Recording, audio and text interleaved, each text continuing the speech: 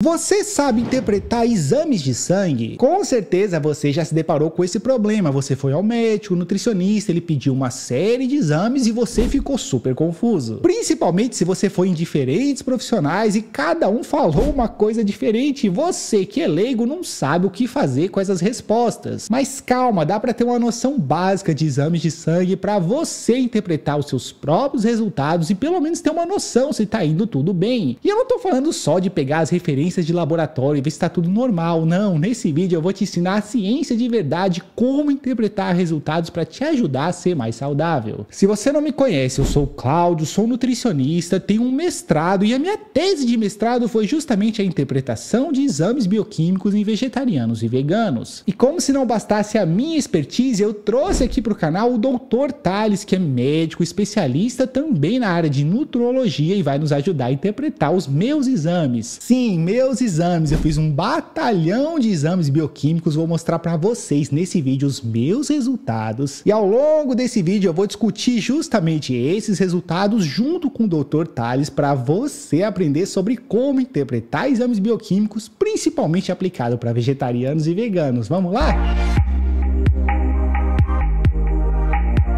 Bom, já vamos começar com um dos exames mais importantes para o público de vegetarianos, que são os marcadores de ferro. Você vai ver por aí 3 exames, o ferro sérico, ferritina e a transferrina. Nos meus exames eu fiz o ferro sérico e a ferritina, que são 2 dos mais importantes, principalmente esse segundo, a ferritina. Se você não sabe sobre esses exames, bom, o ferro sérico representa a quantidade total de ferro presente no plasma. E a transferrina que eu falei lá atrás representa uma proteína que transporta ferro no nosso sangue. O meu ferro sérico deu 66 unidades por decilitro, que é um valor considerado adequado. Mas a gente não vai olhar para o ferro sérico, para a transferrina, esses marcadores não são tão importantes assim. O que a gente tem que olhar mesmo, para ficar bem fácil para você que está aqui me assistindo, é a ferritina. A ferritina é uma proteína e ela representa as reservas de ferro no nosso sangue. Para você entender melhor, vamos lá, o ferro é um mineral que não pode ficar livre no sangue, porque ele causa toxicidade a partir de uma reação que a gente chama de reação de Fenton. Então o ferro é uma molécula extremamente reativa, por isso ele não fica livre no nosso plasma, ele é sempre acoplado a alguma proteína. E se a gente consome ferro em excesso, ele vai se ligar à ferritina, que é a proteína que reserva ferro, vamos dizer assim, no nosso sangue. Então se você tem um consumo adequado de ferro, você vai observar que essa ferritina se mantém em níveis ali considerados normais. E se você consome muito ferro, principalmente ferro de origem animal, essa ferritina vai se elevando consideravelmente. Então nós podemos resumir a apenas um marcador, a ferritina, que é usada para critério de diagnóstico para deficiência de ferro, anemia. E o que a gente tem como referência científica é uma ferritina acima de 30. Bom, aqui estão os meus resultados bioquímicos e como vocês podem ver, a minha ferritina sempre dá nessa faixa aí de 50 nanogramas por mililitro, valor esse que é considerado muito adequado, inclusive para atletas, porque o ferro é muito importante para praticantes de atividade física. Mas o critério diagnóstico para ferritina, para a gente identificar a suficiência de ferro a partir desse marcador, ela estará acima de 30 nanogramas por mililitro. Isso é o critério mais pertinente, então se a sua ferritina está acima de 30, muito provavelmente você tem suficiência de ferro. Pode acontecer de dar um pouquinho mais baixo do que isso, principalmente em mulheres jovens, porque o ciclo menstrual promove uma perda de ferro, quer dizer, a gente perde ferro porque a gente perde sangue, e o sangue, as células vermelhas do sangue são as principais células que contêm ferro. Então é normal numa mulher que é vegetariana, vegana, apresentar uma ferritina ali abaixo de 30, mas se tiver acima de 15 ainda tá tudo bem. É importante, claro, ficar de olho, porque isso pode levar a um quadro de insuficiência de ferro, mas geralmente uma mulher que tem uma ferritina de 22, 26, isso é normal em uma dieta à base de vegetais. Mas o ideal mesmo é buscar valores nessa faixa aí de 50 que eu estou mostrando para vocês, que é o meu resultado bioquímico. Eu consigo atingir esses valores tendo um consumo amplo de ferro na minha dieta, ferro de origem vegetal, claro, mais ou menos 3 vezes a necessidade diária, tá? Então nós estamos falando de umas 30 miligramas de ferro por dia. Você consegue isso tendo uma dieta variada, bem equilibrada, rica em alimentos que contêm ferro, como feijão, grão de bico, lentilha, folhosos de coloração verde escura, grãos integrais e por aí vai. Muita gente olha para esses resultados que eu apresento aqui e acham que isso é insuficiência, mas a literatura é muito clara que acima de 30 a gente tem suficiência de ferro a partir da ferritina. É normal em onívoros, pessoas que comem carne, a gente pegar uma ferritina de 100 ou mais, mas isso é considerado hiperferritinemia. Isso está associado com quadros inflamatórios e pode até causar problemas de saúde para essas pessoas. Eu perguntei para o Dr. Tales o que ele pensa sobre essa questão da ferritina, tá aqui o relato dele para vocês. Vamos falar sobre ferro. Isso, Dr. Tales, a gente pediu 2 marcadores de ferro nesses exames, o ferro sérico e a ferritina, né? O meu entendimento é que a ferritina é o mais importante, que representa nossas reservas de ferro, e a gente tem referências aí de valores que são considerados normais. Em geral, o que eu entendo da literatura é que acima de 30 é considerado uma ferritina ok, considerado suficiência de ferro. E que o ideal é buscar algo na faixa de 50 nanogramas por mililitro. A minha deu exatamente 51. E ela vem nessa faixa há muitos anos. O que você acha sobre isso, doutor Tales? Você acha que tá legal, que poderia melhorar? Conta pra gente. Beleza, então, muito legal. A ferritina nesses valores. Primeiro vamos contextualizar, né? Para ficar legal. Ferro é um dos primeiros combustíveis da geração de energia. Então, para um atleta ou pessoas que têm uma vida atlética extremamente organizada, óbvio, eu gero mais energia, então eu tenho menos estoque de ferro. Perfeito? Então, vamos lá. Você tem ali uma dosagem de ferro de 66. Oscilou, eu estou vendo tua curva aqui, a tua curva oscilou um pouquinho. Pode-se pensar numa reposição de ferro? Não, faria alimentarmente. Não tem por que repor, porque tu não tem. A gente vai olhar, eu olhei rapidinho aqui, que tem hemoglobina, tu não tem deficiência de ferro para o sangue. Então, ou seja, a gente aumenta a ingestão de alimentos ricos em ferro. Ferritina, por mais que a sua esteja ali num limite 51, eu não vejo preocupação nela. O que eu posso olhar se marcadores inflamatórios estão elevados, que possam justificar esse aumento pequeno. Mas eu não vejo sinal de carência.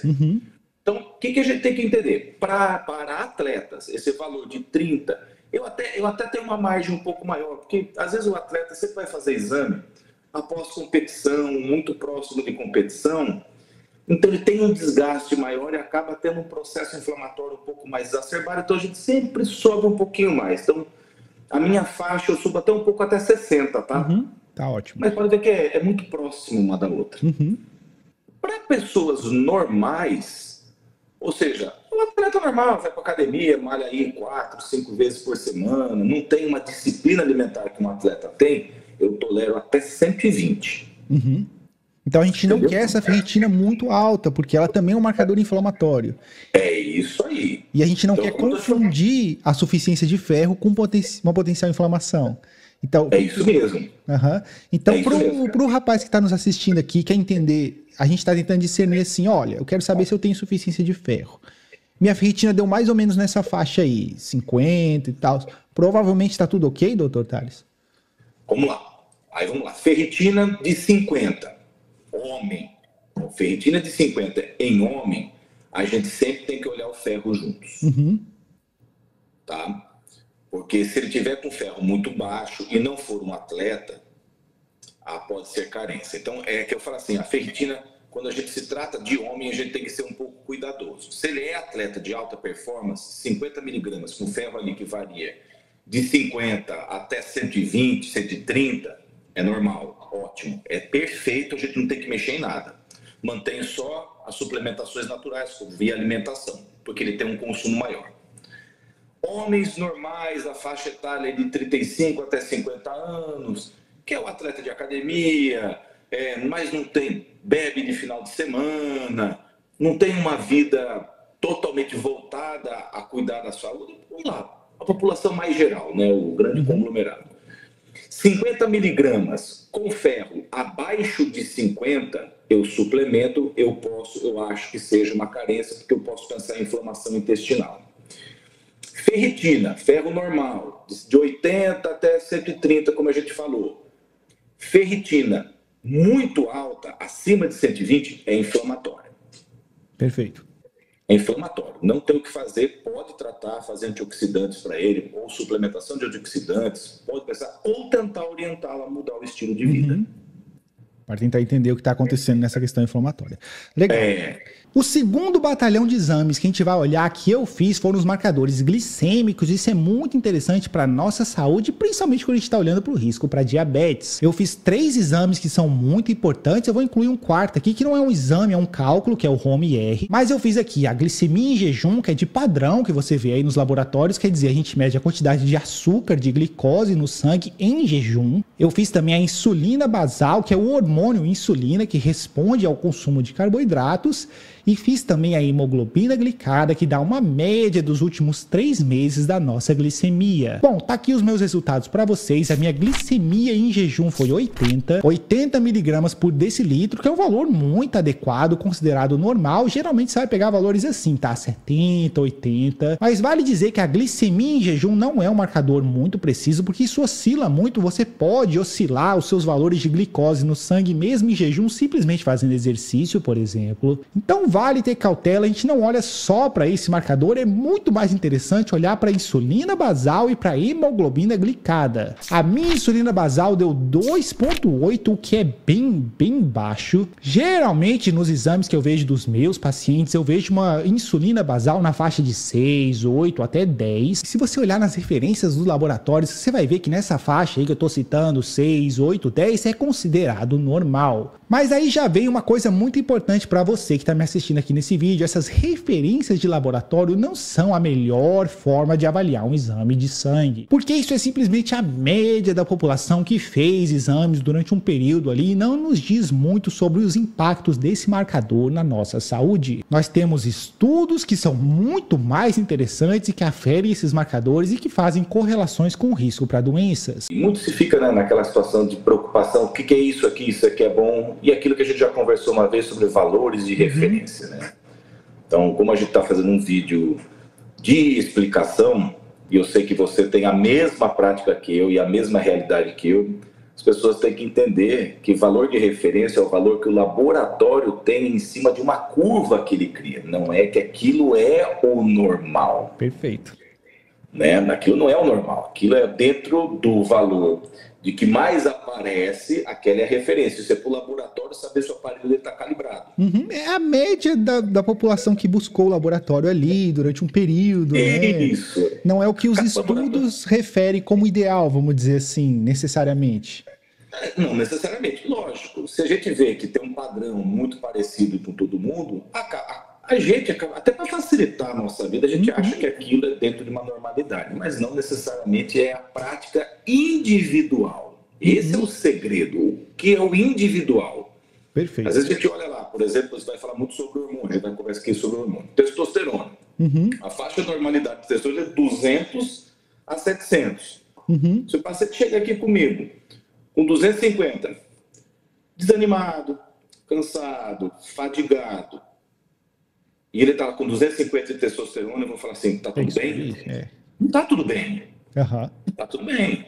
Então aí há necessidade de uma reposição, lógico. Não é assim, então 250, vamos repor. Não, a gente tem que analisar todo um contexto. Então, para a gente também não falar besteira aí no meio do caminho. E no caso da insulina basal, nós queremos ela abaixo de 6. De preferência ali na faixa de 3, 4 seria um valor ideal. O meu deu um tanto mais baixo que isso, né? 2,8, o que já representa uma situação ali onde eu posso estar com risco de perda de massa muscular. Sim, porque quando eu fiz esses exames eu vinha de uma restrição calórica, uma restrição de carboidratos, e isso se refletiu na minha insulina, que de novo é o hormônio responsivo ao consumo de carboidratos. Mas claro, depois que eu vi esses resultados, eu já voltei a consumir mais carboidratos para trazer minha insulina de volta ali no valor de 3, 3,5 para eu voltar a ganhar massa muscular. Sim, porque a insulina é o hormônio mais anabólico do corpo humano, é mais anabólico até do que a testosterona. E você quer manter níveis relativamente adequados, relativamente altos de insulina para ter anabolismo, para ter ganho de massa muscular. Por isso que eu tô te falando aqui, fica a referência desse vídeo. Você quer uma insulina entre 3 e 4, o valor ali que você consegue ganhar ganhar massa muscular e também perder gordura ao mesmo tempo. Acima de 4, dificilmente você vai emagrecer. Isso pode ocorrer porque existem outros fatores, mas uma insulina acima de 4 dificulta a perda de peso,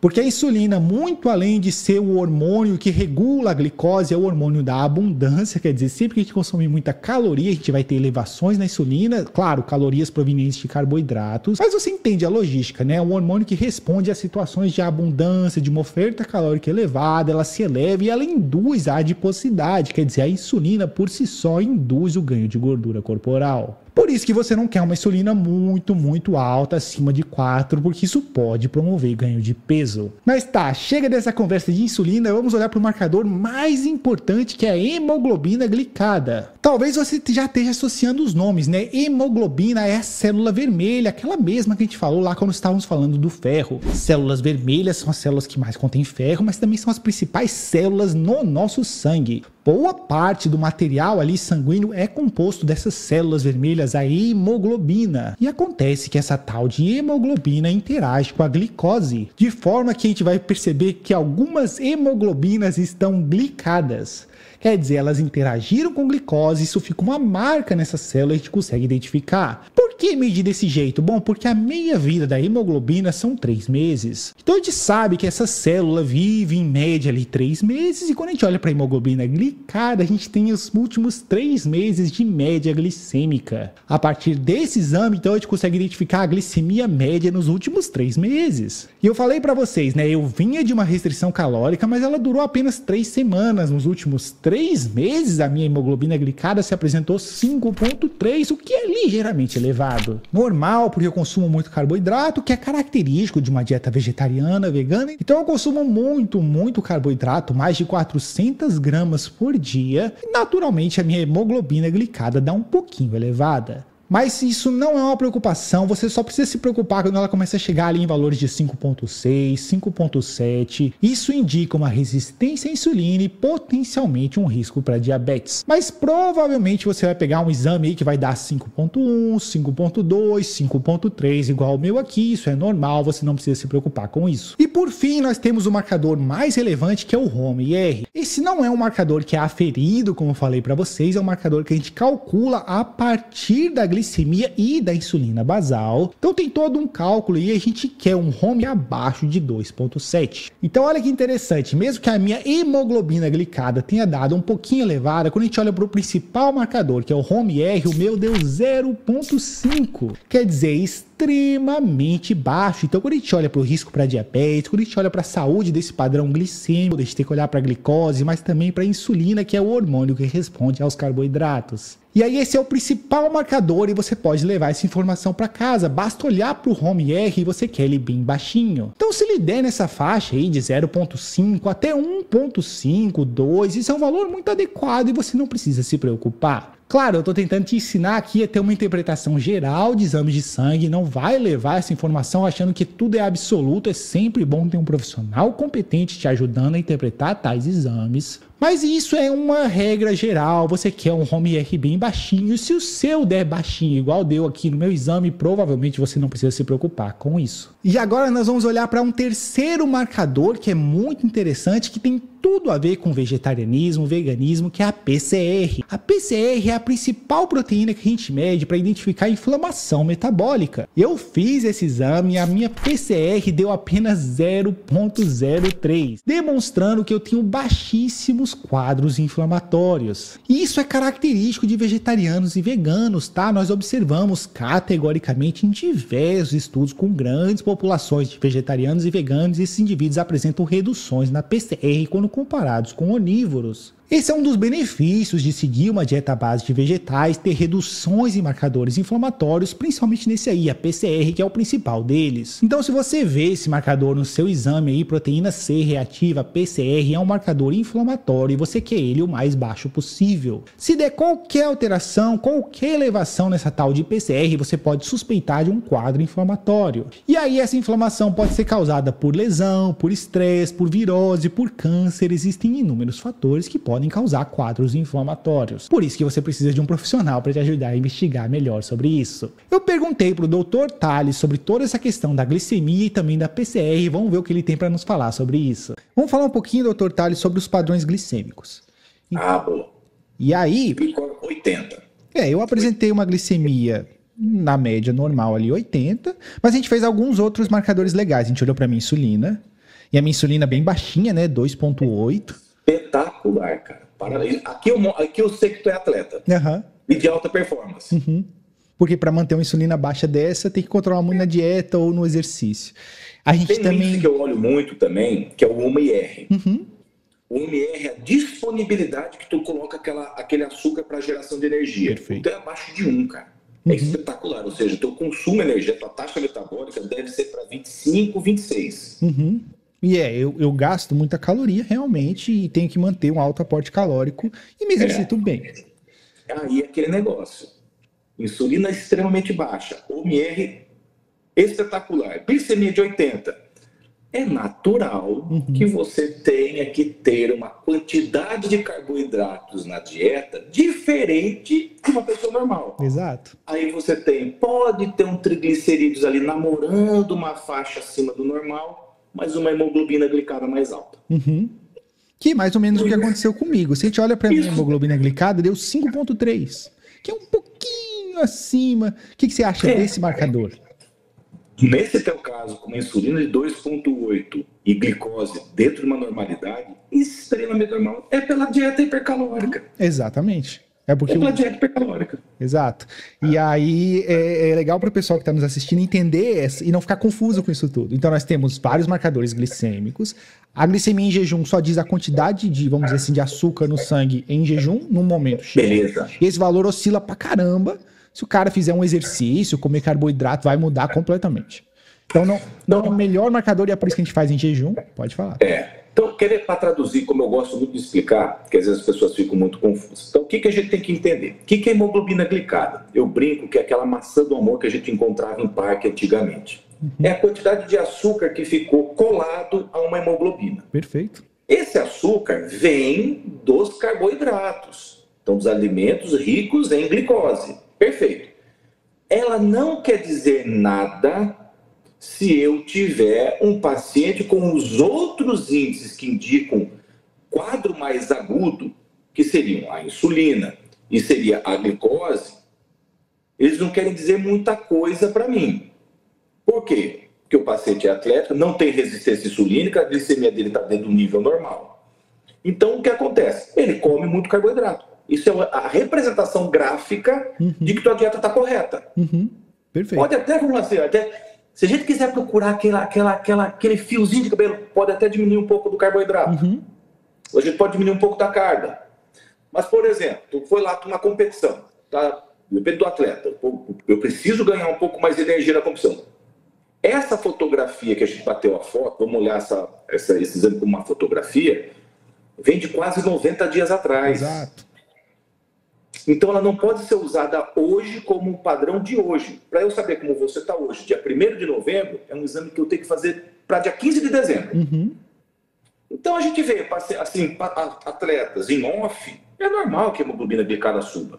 Eu não posso deixar subir a insulina e nem a glicemia, porque aí é erro. Aí eu estou fazendo sobrecarga alimentar, o overfeeding. Tá exagerando e vai representar acúmulo de gordura e todo um estado metabólico que a gente não quer. Perfeito. Aí tu vê disparar o triglicerídeos, tu vê um montão de coisa. TGO e TGP sobe, porque eu coloco uma massa de energia tão grande que o corpo extrapola a quantidade basal de energia da pessoa. Então, esses três pilares, a insulina, a glicose e a hemoglobina glicada, é uma fotografia e uma visão de como eu estou fazendo tanto a preparação atlética de uma pessoa e o quanto ela está gerando de energia no final. No teu caso, espetacular. E é bem difícil chegar em valores assim, né? Porque eu sou bem controlado com a minha dieta. A maioria das pessoas vão ver algumas oscilações, o pessoal que está nos assistindo aqui. E também é bom mostrar para eles que é normal. A insulina dá um pouquinho mais alta que isso. A glicemia às vezes oscila um pouquinho. Qual que é o valor normal, assim, doutor Thales, de uma insulina que você pega aí no teu consultório? Olha, vamos lá. Atleta obrigatoriamente menos que 5. Uhum. Menos que 5. Não dá para a gente discutir um atleta com uma insulina maior que 5. Uhum. O que isso me representa? Eu não consigo gerar a quantidade de energia que aquele cara vai fazer para a explosão muscular dele. Uhum.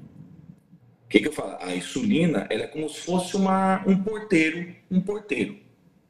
Ele vai deixar a glicose entrar ou não. Quanto mais alta a insulina, menos entrada de energia para a célula. Perfeito. Logo, ele vai cansar muito rápido. Então, para atleta, lógico que muda um pouco de modalidade, mas para atleta, uma insulina maior que 5, ele vai ter que mudar o planejamento alimentar ou trocar a forma de tratamento dele. Uhum. Hemoglobina glicada para atleta, de 4,7 a 5,2. Uhum. 5,2. No interno. No off eu consigo deixar até 5,4. Uhum. Eu estou aumentando a energia dele. Eu quero ler um pouquinho de reserva para ele fazer o consumo durante a prova. Pessoas normais, ou seja, aquela adulto normal, homem e mulher, abaixo de 8, insulina abaixo de 8, e hemoglobina glicada no máximo até 5,3. Perfeito. Perfeito. Então, legal. Outro marcador que a gente olhou o marcador inflamatório, a gente olhou a PCR, que é o principal marcador inflamatório, assim. A gente tem outros, leucinas, mas a gente olhou para a PCR.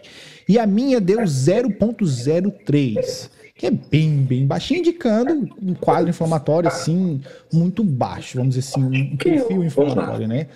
Isso é muito legal. A gente não vai existir de forma nenhuma um PCR de 0. Ou seja, um PCR de 0 a gente morreu. Uhum. Porque a gente tem que ver que todos os processos orgânicos geram uma inflamação. A inflamação ela não é ruim, ela tem que estar controlada.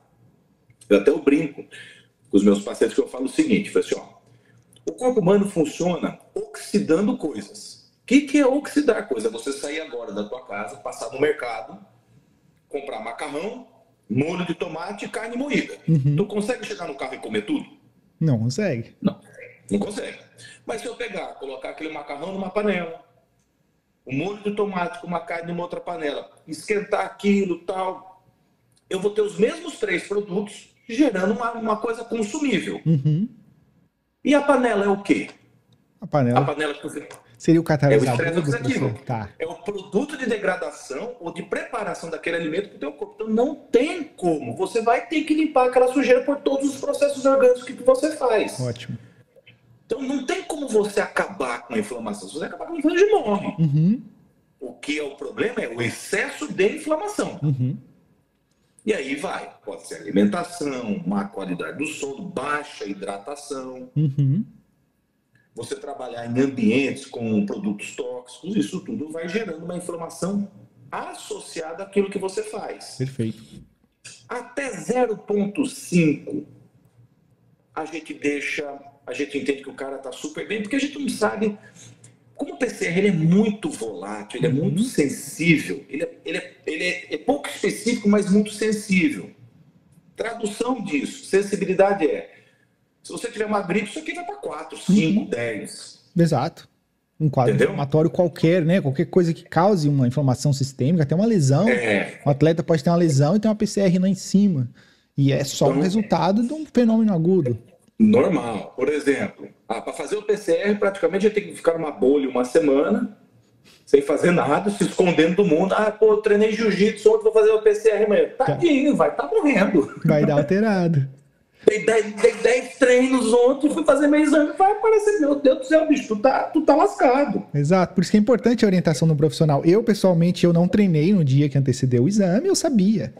Eu sabia. Tá aí o resultado. E tá aí o resultado, é uma PCR baixíssima. Outro exame que é muito interessante a gente discutir aqui nesse vídeo são alguns padrões hormonais. Eu vou falar aqui dos meus hormônios da tireoide e também da minha testosterona. Por quê? Porque eu sou vegetariano, eu consumo soja e seus derivados todo dia e tem muita gente falando que a soja influencia esses dois hormônios aí, principalmente T3, T4, que são os hormônios da tireoide, Mas também a testosterona, né? Esse é o mito antigo que dizem que a soja reduz os níveis desse hormônio. Vamos olhar quanto que deu a minha testosterona depois de anos e anos consumindo soja todos os dias? Tá aqui para vocês na tela a minha testosterona total, que foi 824 nanogramas por decilitro. E vocês podem ver aqui no gráfico que essa testosterona se mantém nesse nível ao longo de anos e anos fazendo exames de sangue. E é uma testosterona absurdamente alta, acima das referências de laboratório, mostrando para vocês que a soja não tem nenhuma influência nos níveis desse hormônio. Claro que pequenas oscilações em alguns hormônios ocorrem em alguns períodos, mas se vocês olharem para o meu gráfico em geral, ele é muito estável, provando inclusive que eu não uso hormônios esteroides, porque se eu usasse eu não ia conseguir manter minha testosterona aí em valores na faixa de 800 de forma tão regular de novo, ano após ano. E provando categoricamente que, pelo menos para mim, a soja não tem nenhuma influência e minha testosterona é absurdamente alta, apesar do consumo de soja regularmente. Além da testosterona, nós vimos outros marcadores como progesterona, estradiol, globulinas de ligação com hormônios esteroides. Eu perguntei para o Dr. Tales sobre essa questão. A gente olhou também para hormônios, Dr. Tales.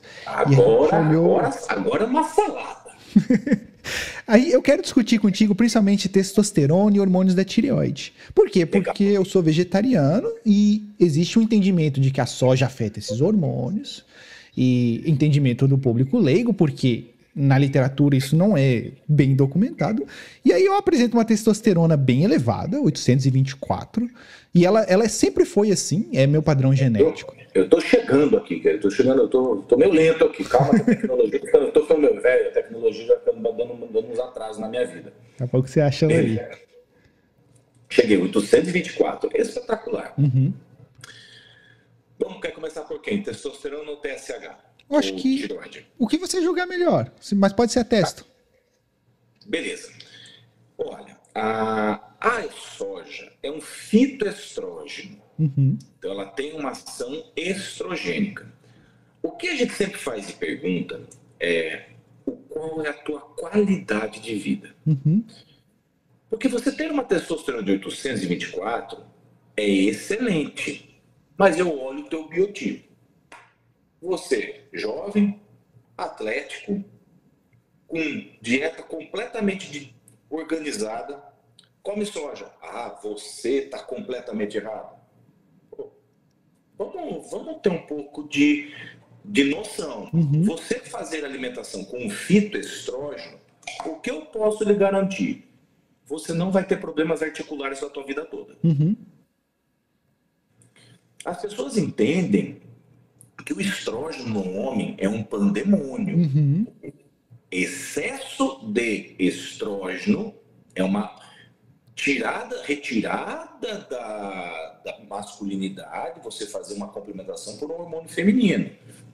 Então, beleza. Aí eu tenho que pensar qual que é a gordura visceral desse cara. Uhum. Porque eu vou ter um processo de aromatização. Aí é independente do fator da testosterona. Que eu posso ter uma pessoa de 824 de testosterona e tu vai ver o estradiol 200. Uhum. Ó, primeira coisa, pelo amor de Deus, tira o excesso, tira a soja, que aí eu tenho um fitoestrógeno. Uhum. Vamos fazer uma anti-aromatização nessa pessoa, vai perder peso.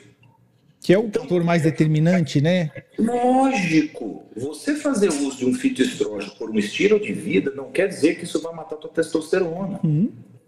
Perfeito. Perfeito. E aí esse entendimento, né, de que a gente tem esse processo de aromatização, quem não entende é o seguinte: o tecido adiposo expressa essa enzima aromatase que converte testosterona livre em estradiol. Então, o que é mais determinante para um homem é buscar um percentual de gordura saudável, relativamente baixo, para ter ótimos níveis de testosterona, muito antes de buscar reposição hormonal, essas coisas. Em fatores reais, olha só que legal. Nós temos, primeiramente, três tipos de acúmulo de gordura. A gordura subcutânea, a gordura visceral e, vamos dizer assim, os glicogênios, que não deixa de ser uma gordura que fica ali no fígado. Beleza. Glicogênio não tem fator aromatizante. Uhum. Ponto. Se eu fizer um comparativo, a aromatização das células da gordura bege, que são ali da gordura subcutânea, com a gordura branca, é 1:100. Uhum. Então, ou seja, eu ter ali 2% de gordura subcutânea, eu vou converter quase nada de testosterona em estradiol. O suficiente para eu não ter lesões articulares. É o que teu corpo precisa. Quando eu passo a ter gordura visceral, eu vou multiplicar isso por 100. E aí esse processo vai se caminhando, onde a gente tem reduções na testo, aumento no estradiol. Isso, porque esse estradiol vai até o cérebro e vai dar uma informação. Temos hormônio. Aí eu caio a tua testosterona. Que é um resultado do excesso de peso. Óbvio. Então não é a sua soja que você come que faz aí, é seu estado metabólico. Perfeito. Perfeito. Salvo se for um consumo extremamente excessivo, a gente tem relatos de casos assim. Vamos lá, as que são as que a gente chama de sojas in naturas, né? Então aí tem aquela não processada, não é processada, a gente fala de alimento processado, a soja para o ser humano ela precisa ter uma pré-alimentação. A gente não tem a capacidade plena de digerir soja, então ela tem que ser pré-digerida. E é o que a gente já vê no mercado. Então, leite de soja já é pré-digerido, a gente já tem o tofu é pré-digerido. O que tu não pode é comprar o grão de soja, fazer ali na panela de cada, não vai absorver nada, fazer um pouco caro só. Exato. E aí faz sentido, às vezes o processamento ajuda a gente, né? Outra classe de hormônios que muita gente fala que fica alterada a partir do consumo de soja são os hormônios da tireoide, mas nós temos muitas e muitas linhas de evidência mostrando que isso não ocorre na prática, que em humanos nós não vemos diferenças significativas nesses hormônios a partir do consumo de soja, e isso mesmo quando a gente suplementa isoflavonas, que são os fitoquímicos da soja, em altas doses. E mais uma vez, como vocês podem ver aqui na tela, tanto T3, T4 se apresentaram muito adequados dentro da normalidade, nenhuma influência da soja nesses hormônios. Dr. Tales, uma conversa sobre soja afetar os hormônios da tireoide. Isso é documentado na literatura, sim, mas parece ser uma influência bem modesta. E a gente tem aqui os meus hormônios da tireoide, meu TSH deu 1,74, também fiz T3, T4. Conta pra gente um pouquinho sobre esses valores. Vamos lá. A tireoide, eu gosto muito de deixar a tireoide explicando como se fosse aquele controlador de fogo do ser humano. A tireoide é um órgão extremamente sensível e importantíssimo para todas as reações metabólicas do corpo. Então veja bem, eu estou tratando de um jovem com uma taxa metabólica altíssima, onde de verdade é natural que a tua tireoide queira puxar um pouco a menos. Olha que interessante, isso. O teu caso é muito legal. Porque é o contrário do que a gente espera. Se eu quero que uma pessoa emagreça, eu preciso que a tireoide esteja mais limpa. Ela gere mais calor. Se eu gero mais calor, eu gero mais metabolismo, eu gero mais queima de gordura. No teu caso, é normal o teu corpo procurar fazer isso menos. Porque você vai estar sempre lutando, porque tu está no limite do ser humano, que é o atleta de alta performance. Então a tua tireoide vai ficar sempre naquele limite. Eu posso reduzir um pouquinho aqui, eu esfrio um pouco o corpo, eu guardo gordura e você vai queimar no outro dia. Então você tem que usar a teu favor. O que eu não aceitaria no teu caso, se os hormônios da tireoide chegassem aqui 2,5, 3. Isso é estranho. Eu sei que há alguma coisa que eu tenho que investigar. Aí sim, vamos diminuir um pouco da soja, porque ela vai estar bloqueando um pouco a conversão do T4 em T3 na periferia. Então aí eu posso ter uma interferência da soja. Aí eu posso testar na alimentação, porque você não tem nenhuma doença que justifique isso. Perfeito. Então, ou seja, eu ter um TSH discretamente mais elevado em atletas é normal. Ele está me falando, eu estou no meu limite físico, eu preciso guardar gordura para sobrevivência. Então ela sobe um pouco. Ela sobe um pouco porque eu quero diminuir os hormônios da tireoide. Isso é patológico? Não, isso é resposta fisiológica. Perfeito, perfeito. E para o indivíduo comum que está nos assistindo aqui hoje nesse vídeo, está olhando para os hormônios da tireoide, qual seria um valor legal para ele ter como referência? Não obeso, até 1,5. Até 1,5, perfeito. Vamos lá. Vamos separar os mundos. Ótimo. Atleta, até 1 ponto, até 2 dá para deixar no atleta, dependendo do nível da performance do atleta. De 0,8 a 2. Adultos normais sem serem obesos, de 0,8 a 1,5. Obesos, obrigatoriamente abaixo de 2. Perfeito. Porque o processo de ganho de peso influencia todo o balanço desses hormônios que regulam a nossa taxa metabólica basal, e aí tem toda uma tentativa do metabolismo de compensar as coisas que a gente faz. Isso. Então, É isso mesmo. E interpretar esses exames, então, não é tão simples assim. Mas a gente consegue dar um norte para esse pessoal. Então, nós já falamos aqui nesse vídeo sobre vários exames importantes para vegetarianos e veganos. Falamos sobre ferro, sobre a glicemia, sobre hormônios da tireoide, sobre testosterona, mas tem mais para vocês. A gente vai falar aqui ainda sobre o meu perfil lipídico, meu colesterol, e sim, eu apresentei uma alteração num dos principais marcadores que eu vou revelar no final desse vídeo para vocês. Mas antes tem um exame que é muito interessante a gente observar, que é a vitamina B12. E tá aqui na tela para vocês a minha vitamina B12, que dessa vez apresentou em 616, que é um valor muito satisfatório. Vocês podem ver aqui nos gráficos que ela deu uma subida nos últimos anos, é porque eu entrei com uma suplementação mais rigorosa depois de uma queda que eu tive ali alguns anos atrás. E para você que é vegetariano, vegano, quer entender como interpretar o exame de B12, a B12 sérica, bom, basicamente você quer que esse valor dê pelo menos 400. Ideal que fique ali na faixa de 500, igual deu meu exame aqui, que deu 615. Mas essa não é a melhor forma de aferir a B12, tá bom? Existem outros exames, principalmente a homocisteína. Essa, por sua vez, você não quer que ela dê muito elevada. Se você não sabe o que eu tô falando, a homocisteína depende da vitamina B12 para ser convertida em cisteína. Eu tô falando de 2 aminoácidos que estão presentes no nosso corpo o tempo todo, e se você apresenta quadros de insuficiência de B12, você apresenta homocisteinúria, elevações na homocisteína. É interessante porque a gente guarda B12 no fígado, então fica difícil de diagnosticar uma deficiência simplesmente aferindo a B12. Porque mesmo que você não esteja ingerindo quantidades satisfatórias de B12, você vai apresentar valores normais dadas as reservas hepáticas dessa vitamina. Mas a homocisteína é mais precisa, você consegue identificar a deficiência de B12 antes de perceber alterações nos níveis séricos da vitamina. Nós fizemos exame de homocisteína, tá aqui para vocês na tela, e o meu resultado deu 8,8, que é muito adequado, tá? Você não quer ver uma homocisteína acima de 10, porque vai identificar uma homocisteinúria e pode levar a uma interpretação aí de quadro de deficiência de B12. Então isso é muito importante para você que é vegetariano, vegano, tá me assistindo aqui, você quer aferir a vitamina B12 sérica, os níveis séricos dessa vitamina, e quer que dê acima de 400 pelo menos, e você pode olhar para a homocisteína também, confirmar isso e ver se ela tá abaixo de 10. Se tá tudo na normalidade, tá tudo bem, provavelmente tá tudo certo com você, mas é sempre importante garantir boas fontes de vitamina B12, ainda mais se você é vegano, não consome nenhum alimento de origem animal, é importante suplementar essa vitamina para ter resultados satisfatórios, igual aqui dos meus exames. Eu perguntei para o Dr. Thales sobre a B12, sobre a homocisteína, vamos ver o que ele tem para nos dizer aqui nesse vídeo. E outro marcador que é bem interessante para a gente, que é a vitamina B12 e a homocisteína. Rapaz, você hoje tá...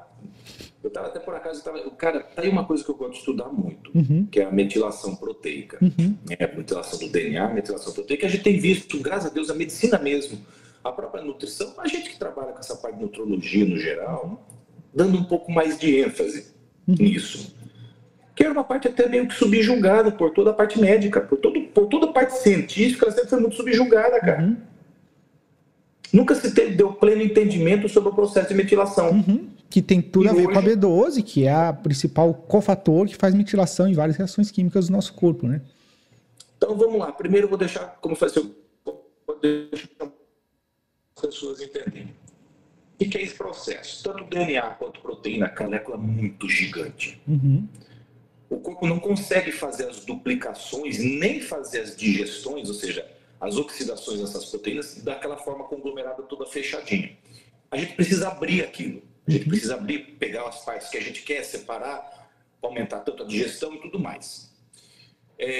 Se a gente não faz esse processo direito, eu vou ter que fechar essa proteína. E ela não fecha, ou a proteína ou o DNA. Eu não consigo fechar ela direito. E ela fica meio que claudicando, você joga ela fora. Quando você joga ela fora, o nome disso é homocisteína. Perfeito. Então, quem são os marcadores que a gente consegue dosar no sangue que mostram falência desse processo? Vamos assim, transtornos fisiológicos metabólicos desse processo. B12, poucos laboratórios fazem boa dosagem de B9, viu, cara?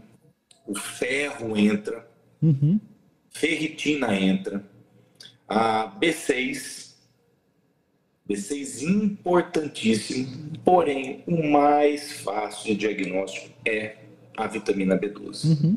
Uma B12 sérica, né? A minha deu 615 picogramas por mililitro, que é um valor bem adequado. O que seria um valor legal aí para a população em geral? A gente está falando com vegetarianos, veganos, eles geralmente apresentam baixos níveis de B12. Eu deixaria assim, valores entre 500 e 800. Perfeito. Que a gente geralmente consegue com suplementação nesse público. E aí a homocisteína é legal porque ela ajuda a diagnosticar essa deficiência de B12. Porque a gente pega antes uma alteração na homocisteína.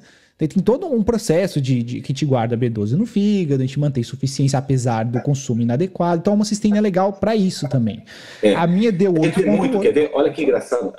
Por acaso, antes de eu conversar aqui contigo, eu estava com uma pessoa que eu estava atendendo.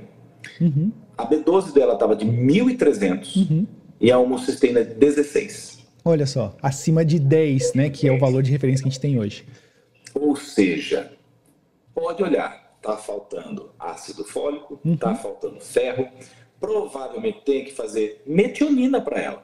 Não tem metionina. Se eu não tenho um fator de geração desse ciclo, eu gosto muito de colocar o SAMe, sulfadenosylmetionina, porque eu preciso acelerar esse processo. Ou seja, o processo dela de geração de proteína está baixo. Aí tu vai ver o ácido úrico, que é um fator de excreção de proteína, 6,4.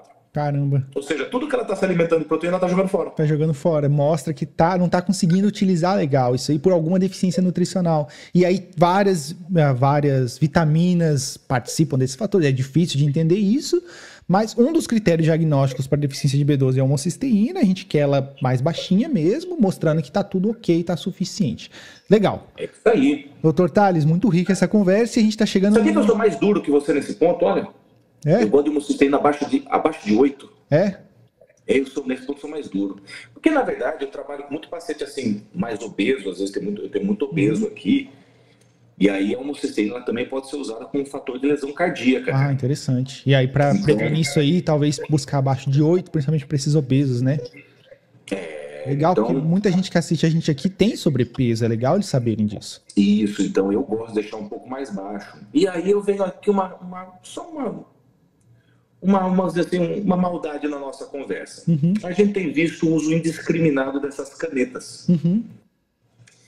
Essas canetas têm como ação inibir a absorção de vitamina B12 no intestino. E a gente tem visto pessoas com uso indiscriminado dessa caneta, sem um acompanhamento, ou com nutricionista, ou com médico, fazendo homocisteína de até 25, cara. Caramba. E aí vira pra gente, eu tô usando a caneta e não tô perdendo peso. Lógico. Porque está tudo alterado em outros marcadores, outros fatores metabólicos que são importantes. Talvez até deficiências nutricionais. E por fim, vamos olhar para os marcadores de colesterol, que todo mundo tem interesse, porque nós estamos falando de risco cardiovascular. Doenças cardiovasculares são as que mais matam no mundo. É evidente que a gente quer reduzir o risco controlando principalmente o colesterol, principalmente o colesterol LDL, que é um dos principais fatores de risco, o principal fator de causalidade para doenças cardiovasculares. A gente sabe hoje, com estudos de randomização mendeliana, que elevações do colesterol LDL representam o maior risco cardiovascular. Bom, tá aqui para vocês na tela os meus marcadores de colesterol. Deu tudo normal, deu tudo ok, colesterol total, triglicerídeos bem baixinhos, que é característico de populações de vegetarianos e veganos. Meu colesterol HDL, que deu ali na normalidade também, valor que inclusive não é tão relevante para observar risco cardiovascular, tá? A gente já sabe hoje na ciência que não tem essa conversa de colesterol bom. HDL, claro, é importante para fazer uma limpa aí do colesterol, mas a gente não percebe que elevações no HDL previnem doenças cardiovasculares. Mas o que com certeza causa aterosclerose é uma elevação no LDL. E olha aqui para o meu resultado, eu tive um ligeiro pico de LDL nesse último resultado. Eu apresentei um resultado de 94 miligramas por decilitro, que é considerado um pouquinho elevado, está dentro da referência de laboratório, que é abaixo de 100, que é considerado um baixo risco cardiovascular.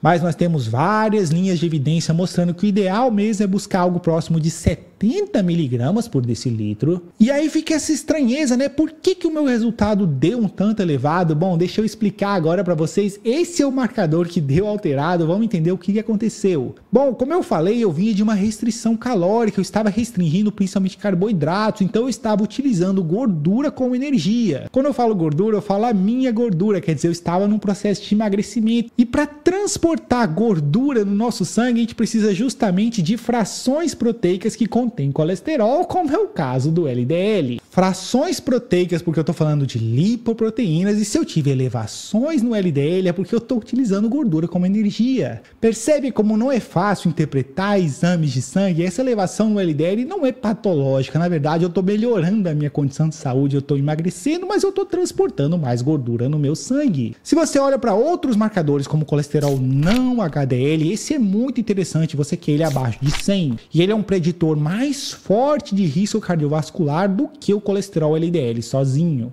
Então leve essa informação para casa. Se você quer tentar interpretar os seus exames lipídicos, o seu perfil lipídico, você quer um colesterol total relativamente baixo, mas isso não é tão relevante, você tem que olhar mesmo para o colesterol LDL, o ideal é que ele fique próximo de 70 miligramas por decilitro, e para cravar, para fechar isso aí, olha para o colesterol não HDL, você quer ele abaixo de 100. Se você tiver nesses valores, provavelmente está tudo bem, e se não tiver, você precisa ajustar principalmente a sua dieta. O colesterol oscila muito em diferentes pessoas, tem padrões genéticos, é importante avaliar o teu caso e ver como que a gente pode intervir na sua dieta para corrigir o seu colesterol. E se você quer ajuda, se você quer um profissional competente, é só clicar no link na descrição desse vídeo e marcar uma consulta comigo. Mas eu não fiquei satisfeito com esses resultados, eu queria ter mais clareza, eu queria identificar com certeza se essa elevação no meu LDL foi representativa da minha restrição calórica. Então, 3 semanas depois eu refiz o exame, eu fui a uma outra médica para ver como é que estava essa questão aí, pedi para ela para gente refazer esses exames, porque eu havia reintroduzido o carboidrato e eu queria ver se o meu colesterol LDL ia se alterar. A médica falou que era impossível, que levavam pelo menos 3 meses para a gente ter alterações no LDL. Bom,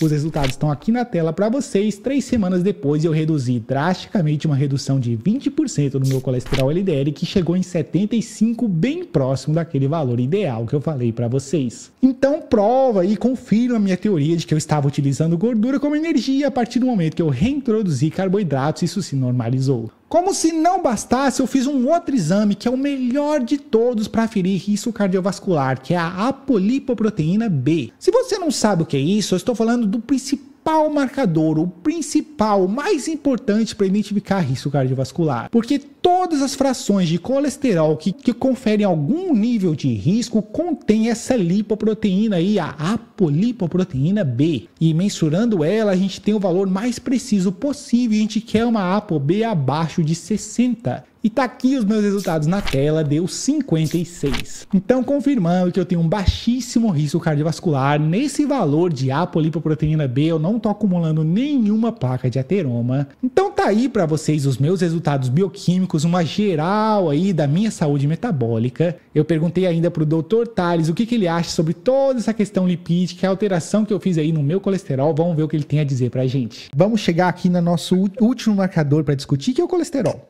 Que é o que todo mundo quer saber, tem tudo a ver. Então vamos dar uma olhada aqui nos meus marcadores de colesterol. Os colesteróis estão lá em cima. E estão excelentes, por um acaso. Uhum. Então a gente teve... Vou esperar você encontrar aí.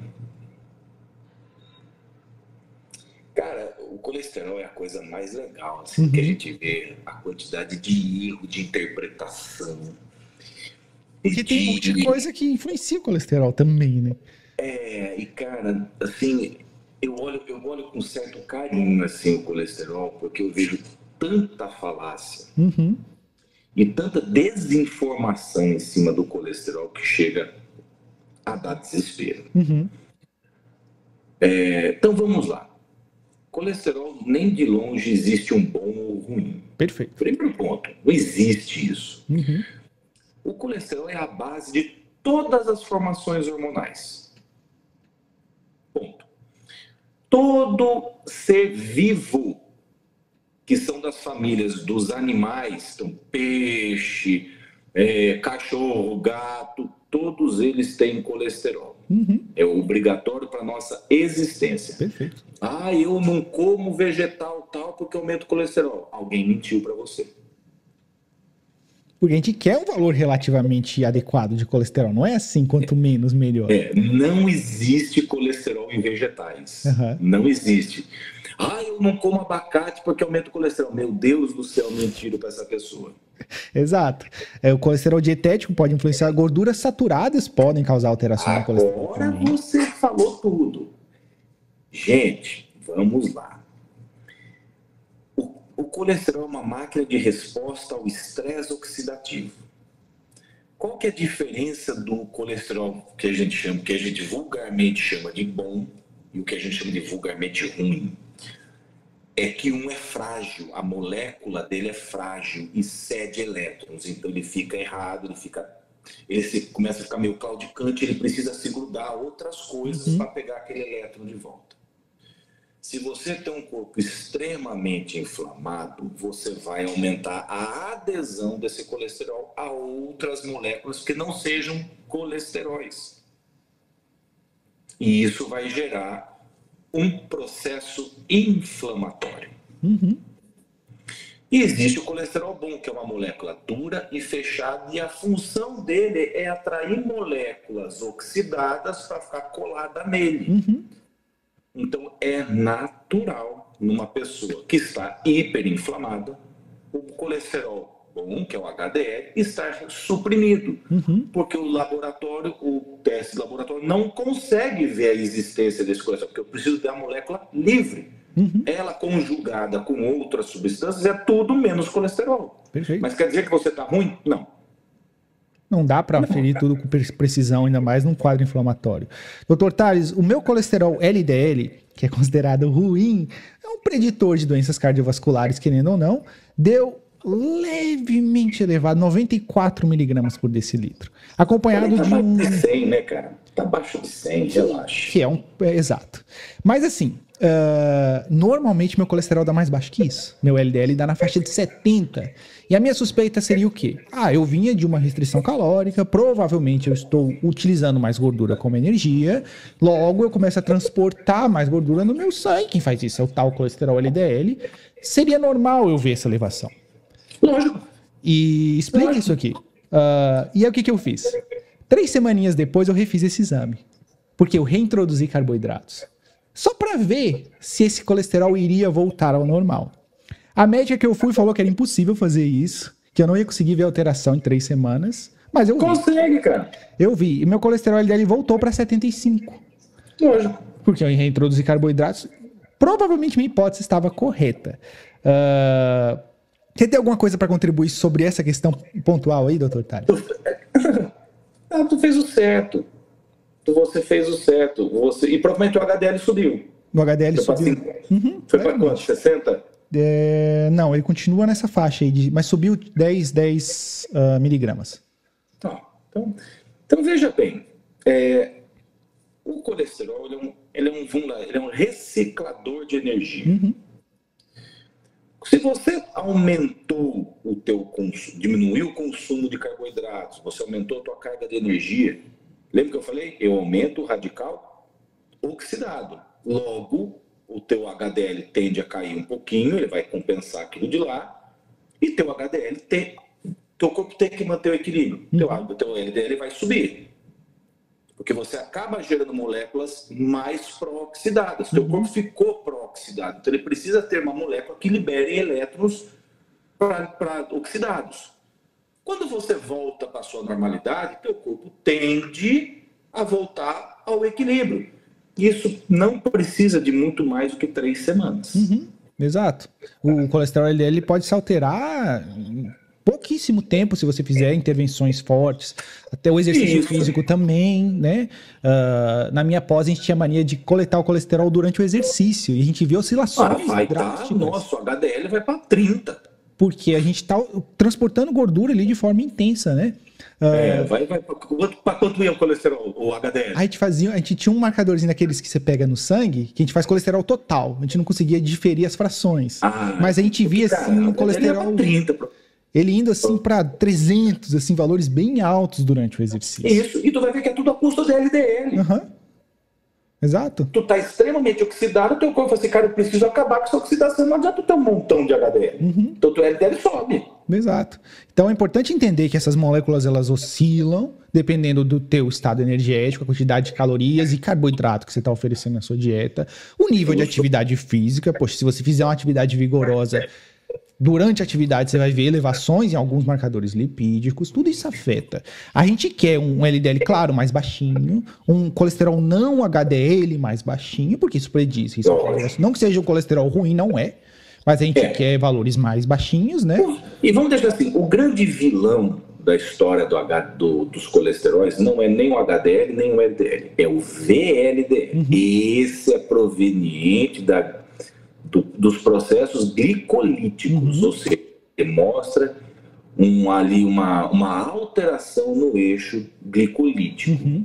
Ele é produto da glicólise, né? Então, ou seja, esse é tenso. Então indica esteatose hepática, indica alterações do fígado, porque ele não é para estar na corrente sanguínea. Então o VLDL alto indica transtornos metabólicos mais graves. As alterações do LDL e HDL, elas são muito, muito sensíveis a diversos fatores. Perfeito. E aí, eu fiz só mais um examezinho, que não foi dos que você me pediu, doutor Tales. Eu pedi a apolipoproteína B, que é considerado, talvez, o principal marcador para predizer risco cardiovascular. Porque é o marcador genético das alterações do colesterol. Exato. E aí, a referência científica que a gente tem hoje é que a gente quer essa ApoB abaixo de 70. Isso. O meu resultado deu 56 miligramas por decilitro. Tá aí. Que é o exemplo real, ou seja, você não tem transtorno. Normalmente a gente pede a apolipoproteína B, tanto a A quanto a B. O que a gente quer? Então, isso é muito bom para as pessoas não saírem pedindo a apolipoproteína à toa. Vamos explicar que a gente fez aqui um processo mais ou menos científico. A gente está fazendo um estudo científico daquilo que a gente quer estudar nos exames. Então, por exemplo, quando eu, Thales Peço, eu médico, se eu vejo que eu tenho um colesterol 250, paciente fazendo o tratamento direitinho, dieta direitinho, suplementações bacana, alimentação bem justa e o colesterol dele não abaixa, eu tenho que fazer uma investigação genética. Eu tenho que ver se ele tem uma alteração de uma enzima, num gene, que faz uma supressão natural da apolipoproteína B. Ou seja, eu não consigo, geneticamente, ele não consegue abaixar o colesterol. Isso não quer dizer que seja ruim. Só é um padrão genético. Então ele tem uma alteração genética. Então essa é a indicação das utilizações das ApoA. Então a ApoA normalmente está mais associada ao aumento do HDL. Aumento do LDL.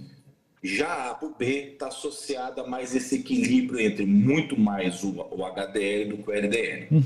Então, quando a gente tem uma alteração genética, a gente pede essas duas para saber aquele perfil do colesterol. Mas é mais para um estudo genético de um tratamento aí um pouco mais difícil. Paciente que nunca vai ter colesterol abaixo. E aí vem o grande erro da medicina. Vamos entupir essa pessoa de estatinas, acabando com a enzima HMG-CoA dela, fator energético dela, ela não consegue, ao uso prolongado dessas medicações, eu vou acabar diminuindo a utilização de açúcar como fonte energética, podendo até causar diabetes nesse ser humano. Pra você ver. E aí a gente vê que era uma alteração genética. E existe um entendimento aí, tem o Dr. Peter Attia, não sei se você conhece o Dr. Peter Attia, ele fala sobre usar estatina para a população. Eu acho extremamente problemático. Com o entendimento de que colesterol quanto menor, melhor. E a gente acabou de esclarecer que não é por aí. É normal você ter colesterol no sangue, você quer ter valores. Há mais ou menos, acho que uns 3 ou 4 anos atrás, o Colégio Europeu de Cardiologia publicou no europeu que o colesterol nunca foi um problema diretamente relacionado a transtornos a infarto agudo do miocárdio. Isso tem um rebuliço. E aí, então, é para usar, não é para usar? Calma. Vamos colocar um cenário aqui. Eu tenho um paciente obeso, extremamente inflamado, testosterona baixa, hipertenso, ou diabético, ou pré-diabético, com colesterol lá em cima. é lógico que eu vou tratar. Exato. É lógico que eu vou entrar com estatina. Esse cara tá uma bomba relógio. Eu tenho que evitar do coração dele sofrer. Uhum. Ah, mas eu vou tratar para o resto da vida? Não. Eu vou tratar aquele momento, porque a estatina, ela usada consciente, ela tem uma ação anti-inflamatória. Lembra? A gente acabou de falar, o colesterol, se ele está bem organizado, ele tem um fator anti-inflamatório. Se ele está alterado porque o paciente está ruim, ele tem uma ação pró-oxidativa. Então eu vou usar essa estatina como um fator anti-inflamatório. Aí beleza, mas eu vou tratar o peso dele, eu vou corrigir a dieta dele, eu vou fazer as reposições hormonais que assim houver. Ele conseguindo sair daquele estresse, daquela síndrome metabólica, eu tenho que manter essa estatina? Provavelmente não, porque foi o tratamento proposto, exato. Então é isso. Colesterol não é ruim, gente. Colesterol é normal. A gente só quer manter aqueles que predizem risco cardiovascular relativamente baixos e cabe a interpretação de cada indivíduo. Como o meu caso, um rapaz jovem, saudável, e aí apresenta um colesterol levemente alterado. Mesmo que desse acima de 100, eu não ia ficar preocupado. Nem um pouco. Porque não há risco cardiovascular aqui. Mas as pessoas levam muito no literal, né? Ah, eu quero um número absoluto, eu quero entender. Porque as pessoas estão olhando o papel, cara. As pessoas estão perdendo tempo com o papel, e não é o papel. É o indivíduo. É o indivíduo. Exato. O papel ali é uma fotografia daquele momento. Vamos lá, essa fotografia sua aqui, para mim te pegar a data, foi do dia que você fez, o dia 28/9. Nós estamos entrando em novembro, ou seja, olha só, eu estou estudando o Cláudio em setembro. Já pode ter mudado muita coisa, e mudou, tanto que eu mostrei aqui nos exames que eu alterei algumas coisinhas. Então isso aqui não é uma fotografia genética, um perfil, painel genético do Cláudio, que eu sei que não vai mudar. Com certeza não. E aí é isso, então, assim, entender, gente, que exames bioquímicos são uma ferramenta para o profissional tentar entender o que está acontecendo. Mas eles não são um ultimato, algo nossa, tá horrível, tá fora, tá... Cabe discernimento. Eu estou tentando trazer para vocês aqui nesse vídeo uma noção geral, para que vocês vejam alguns marcadores e falem, caramba, isso aqui tá meio fora. Aí você vai buscar um profissional igual o Dr. Tales, igual eu, para te ajudar nessa linha. Nossa, é isso mesmo. E a gente é muito bacana, porque eu e o Cláudio, né, a gente tem uma missão árdua de cuidar de um dos maiores atletas do Brasil hoje, onde o nível atlético dele é absurdo e qualquer falha, assim, a gente pode até atrapalhar muito na performance dele. Perfeito. E foi muito legal, porque a nossa primeira conversa foi a gente, não, tá errado o que tu tá fazendo, calma, vamos sentar e vamos pensar de uma maneira coletiva, porque eu tenho uma aqui, e no final a gente pensa a mesma coisa, muda um valor de referência ou outro, mas o sentido é o mesmo. O objetivo é o mesmo. E é normal a gente pegar algumas colocações pontuais e ficar, não, mas eu penso diferente. E aí a gente acaba se acertando depois. Doutor Tales, essa conversa foi riquíssima, o pessoal vai adorar. Seu conhecimento é fascinante, fascinante. Quero te parabenizar pelo seu trabalho, agradecer pela disponibilidade de tempo. Obrigado, cara. Tu sabe que eu também sou fã do teu trabalho. O que tu fez com o Mika foi absurdo, cara. Legal. A gente conseguiu botar ele... De verdade, agora eu vou falar assim, quando ele colocou aquela meta pra gente, eu falei assim, meu Deus do céu, ele quer perder 10 quilos, eu falei assim, cacete, meu Deus do céu, o moleque vai ficar sem força. E ele só foi campeão dos 4 maiores campeonatos. Então, parabéns, cara, tu foi extraordinário. Eu juro, olha, eu falei, caralho, bicho, vai dar errado esse negócio aqui, vai dar trabalho. Não é fácil. E você foi sensacional, cara, parabéns. Obrigado, doutor. Sou fã do teu trabalho mesmo. São anos e anos de estudo e prática, né, para conseguir colocar ele para performar nesse nível, com aquele peso que ele tinha que chegar naquela competição, e deu tudo certo, ainda bem, o Mika voou no campeonato. A gente fez toda uma estratégia ali com os carboidratos para ele chegar no auge ali, e deu certo. Que bom. Foi sensacional, cara, foi sensacional, parabéns, mano.